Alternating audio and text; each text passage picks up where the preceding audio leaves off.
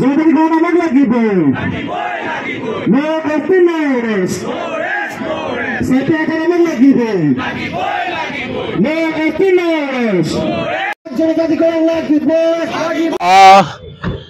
আজি টাই আহোম জনগোষ্ঠীয়ে বিগত 4টা দশক ধৰি জনজাতিকৰণ আৰু স্বায়ত্ব শাসনৰ দাবী জনাই আহিছে। আজি আমি টাই পাই দীৰ্ঘদিন ধৰি এই দাবীত সংগ্ৰাম পৰিচালনা কৰি আহিছোঁ।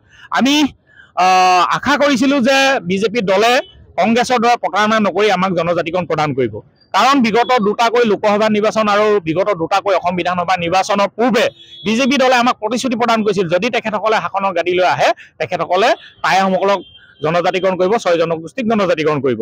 কিন্তু অতি দুৰ্ভাগ্যৰ বিষয় যোৱা 4টাকৈ নিৰ্বাচনত তেওঁলোকে ভোট লৈ জয়যুক্ত হৈ শাসনৰ গাদীলৈ আহিলে, কিন্তু শাসনৰ গাদীলৈ অহাৰ পাছত আমাক জনজাতিকৰণ কৰাৰ পৰিৱৰ্তে আমাক প্ৰতাৰণা কৰিল।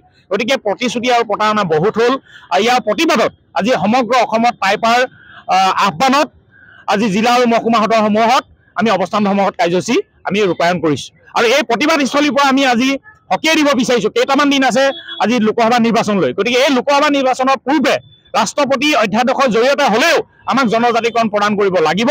অন্যথা 2024 চনৰ লোকসভা নিৰ্বাচনত আহোম জনগোষ্ঠীয় ৰাইজে বেলটৰ যোগেদি এই প্ৰতাৰণাৰ প্ৰতিবাদ কৰিবলৈ সাজু থাকিব আৰু লগতে বিজেপি দলক ভোট নিদিবৰ বাবে সমগ্ৰ অসমজুৰি 5 লাখ পচাপত্ৰ বিতৰণ কৰি টাই পাই এক বিশেষ উদ্যোগ গ্ৰহণ কৰিব। লগতে কা বলবৎ হৈছে তাক লৈ আপুনি কি ক'ব? আৰু যেহেতু এতিয়া মুখ্যমন্ত্ৰীয়ে জনাইছে যে কা বলবৎ হ'বই, কিন্তু বিদেশী এজনো অসমলৈ আহিবলৈ তেওঁ নিদিয়ে সেইবুলি এতিয়া মন্তব্য কৰিছে, তাক লৈ আপুনি কি ক'ব? চাওক, যদি বিদেশী এজনো তেওঁলোকে নানে তেতিয়াহ'লে কিহৰ কাৰণে কা বলবৎ কৰিব বিচাৰিছে? আৰু কাটো ইতিমধ্যে উচ্চতম ন্যায়ালয়ৰ বিবেচনাধীন হৈ আছে। কিন্তু এই মহামান্য উচ্চতম ন্যায়ালয়ত বিবেচনাধীন হৈ থকা এটা বিষয়ত এই কাখন কিয় প্ৰৱৰ্তন কৰিবৰ কাৰণে কেন্দ্ৰীয় চৰকাৰ আৰু ৰাজ্য চৰকাৰ উঠি পৰি লাগিছে, এইটো এটা ৰহস্যৰ বিষয়। আৰু গতিকে তেওঁলোকক বাংলাদেশী ভোট লাগে। আগতে মুছলমান বাংলাদেশী ভোট লাগিছিলে কংগ্ৰেছ চৰকাৰক, আৰু এই বিজেপি চৰকাৰক লাগে হিন্দু বাংলাদেশী ভোট। গতিকে সকলোকে বাংলাদেশী ভোট লাগে, মূল কথাটো ভোট। আৰু তেওঁলোকে খিলঞ্জীয়া অসমীয়া জনগোষ্ঠীসমূহৰ খিলঞ্জীয়া জনগণৰ অধিকাৰ ৰক্ষাৰ কাৰণে তেওঁলোকে আইন প্ৰৱৰ্তন কৰিব নিবিচাৰে। তেওঁলোকে টাই আহোমসকলক 6 জনগোষ্ঠীক সুৰক্ষা প্ৰদান কৰিবৰ কাৰণে, জনজাতিকৰণ দিবৰ কাৰণে তেওঁলোকে আইন প্ৰণয়ন কৰিব নিবিচাৰে, কিন্তু বিদেশী নাগৰিকক সুৰক্ষা দিবৰ কাৰণে তেওঁলোকে আইন প্ৰণয়ন কৰিব বিচাৰে। গতিকে জাতি মাটি ভেটি ৰক্ষা কৰা খিলঞ্জীয়া কথা কোৱা এই চৰকাৰখনৰ যিটো ভেকু ভাওনা, এই ভেকু ভাওনা ৰাইজে বুজি পাইছে। 6 জনগোষ্ঠীৰ ৰাইজে নহয়, সমগ্ৰ অসমৰ খিলঞ্জীয়া ৰাইজে আজিৰ তাৰিখত এই কথাটো বুজিবলৈ সক্ষম হৈছে বুলি আমি অনুভৱ কৰিছোঁ।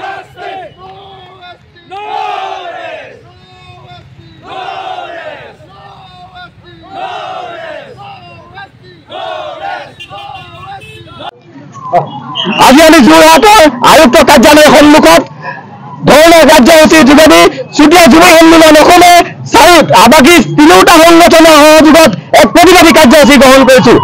আমি ইতিমধ্যে অসমৰ ইমূৰৰ পৰা সিমূৰলৈকে এই কাৰ্যসূচী আৰম্ভ কৰিছোঁ। লখিমপুৰৰ পৰা আৰম্ভ কৰি নগাঁও আজি যোৰহাটত এই কাৰ্যসূচীৰ যোগেদি আমি অসম তথা কেন্দ্ৰীয় চৰকাৰক সকীয়াই দিব বিচাৰিছোঁ। তৎকালে যদি তেওঁলোকে জনজাতি মৰ্যাদা প্ৰদান নকৰে তেতিয়াহ'লে চুতীয়া জনগোষ্ঠীয়ে একত্ৰিত হৈ তেওঁলোকৰ বিৰুদ্ধে ব্যৱস্থা গ্ৰহণ কৰিবলৈ ইতিমধ্যে আমি প্ৰতিশ্ৰুতিবদ্ধ হৈছোঁ। আমি তেওঁলোকক ক'ব বিচাৰিছোঁ যে জনজাতিকৰণৰ নামত যি প্ৰতিশ্ৰুতি দিয়ে তেওঁলোকে ভেকুৱাও নকৰে। নিৰ্বাচনৰ আগত নিৰ্বাচনৰ ইস্তাহাৰত জনজাতিকৰণৰ মৰ্যাদাৰ বাবে যি আমাক প্ৰতিশ্ৰুতি দিছিল সেই প্ৰতিশ্ৰুতি আজিও তেওঁলোকে পালন নকৰিলে। আজিও অসম চৰকাৰে কেন্দ্ৰীয় চৰকাৰে জনজাতিকৰণৰ বাবে যি প্ৰতিবেদন দিব লাগে আজিলৈকে প্ৰতিবেদন দিয়া নাই। গতিকে আমি হিমন্ত বিশ্ব শৰ্মাক আজি এই মঞ্চৰ পৰা তেওঁক সকীয়াই দিছোঁ যে অহা সময়ছোৱাত তেওঁলোকে চুতীয়া জনগোষ্ঠীৰ লগতে অন্যান্য 5 জনগোষ্ঠীক জনজাতিকৰণৰ মৰ্যাদাৰ ক্ষেত্ৰত যি প্ৰদান কৰিছে তাৰ ফল অনাগত সময়ত ৰাজনৈতিকভাৱে দিবৰ বাবে ইতিমধ্যে চুতীয়া জনগোষ্ঠীৰ ৰাইজ একত্ৰিত হৈছে। গতিকে মই কেন্দ্ৰীয় চৰকাৰ তথা ৰাজ্য চৰকাৰক ইয়াৰ পৰাই সোনকালেই আমাক জনজাতিকৰণৰ মৰ্যাদা দিবৰ কাৰণে লিগেল যি প্ৰচেষ্টা সেই প্ৰচেষ্টা হাতত ল'বৰ কাৰণে আহ্বান জনাইছোঁ।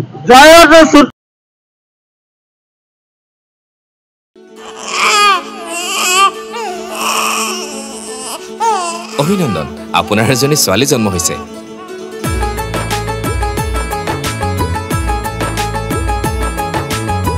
লাহি পাহি এজনী পৰি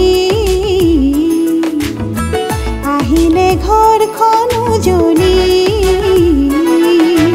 বেটি বাঁচাও বেটি পঢ়াও, বেটি বাঁচাও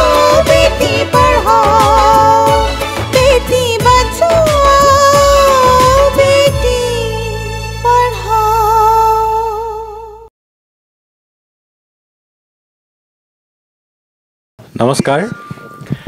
এক অতি আনন্দৰ বতৰা। এনি ভাৰত নামৰ যি পৰ্টেল আছে হিচাপে ব্যৱহাৰ হৈ আহিছিল আজি 3.5 বছৰে, সেই পৰ্টেলটোৱে অহা 29 তাৰিখৰ পৰা ছেটেলাইট চেনেল হিচাপে কৰ্মসূচী আৰম্ভ কৰিব। ই বৰ আনন্দৰ বতৰা। মই অসম সাহিত্য সভাৰ হৈ এই চেনেলৰ প্ৰতি আন্তৰিকভাৱে অভিনন্দন আৰু শুভেচ্ছা জ্ঞাপন কৰিছোঁ। আশা কৰিছোঁ পূৰ্বে পৰ্টেল হিচাপে থকা অৱস্থাত যি পৰিসৰেৰে সৈতে কৰ্মসূচী ৰূপায়ণ কৰিছিল, এতিয়া ছেটেলাইট চেনেল হোৱাৰ পৰৱৰ্তী পৰ্যায়ত এই চেনেলৰ কৰ্ম পৰিসৰ যথেষ্ট বাঢ়িব, কাৰ্যসূচী বাঢ়িব। গতিকে আশা কৰিছোঁ অসমৰ সামগ্ৰিকভাৱে সকলো বিষয় সাঙুৰি এই চেনেলে অসমবাসীক মনৰ খোৰাকি যোগাব পাৰিব আৰু সামগ্ৰিকভাৱে অসমৰ যি সামাজিক অৱস্থা বা ব্যৱস্থা ইয়াত এই চেনেলটোৰ যোগেদি যথেষ্টখিনি উপকৃত হ'ব পৰাকৈ কৰ্ম সম্পাদন হ'ব। মই এই চেনেলৰ লগত জড়িত প্ৰত্যেকজন ব্যক্তিক আন্তৰিকভাৱে শুভেচ্ছা জ্ঞাপন কৰিছোঁ আৰু আমি আশা ৰাখিছোঁ এই চেনেলটোৱে দিনক দিনে অগ্ৰসৰ হৈ আগবাঢ়ি গৈ থাকক আৰু সমাজৰ ভালৰ কাৰণে কৰ্ম সম্পাদনৰ যোগেদি এক দেশসেৱাৰ মনোভাৱ লৈ এই চেনেলটোৱে কৰ্ম সম্পাদন কৰি আগবাঢ়ক। ধন্যবাদ।